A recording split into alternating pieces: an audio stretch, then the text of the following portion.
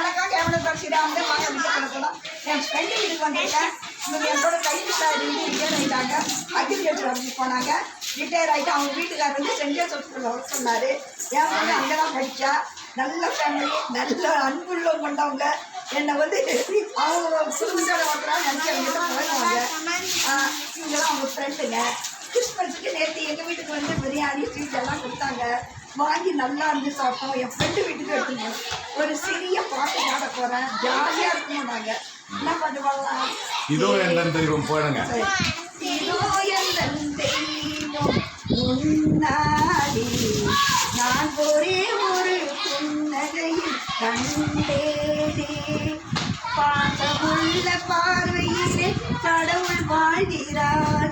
அவன் கருணை உள்ள நெஞ்சினிலே கோயில் கொள்கிறார். இதோ எந்த தெய்வம் முன்னாலே நான் ஒரே ஒரு புன்னகையில் கண்டேனே. பல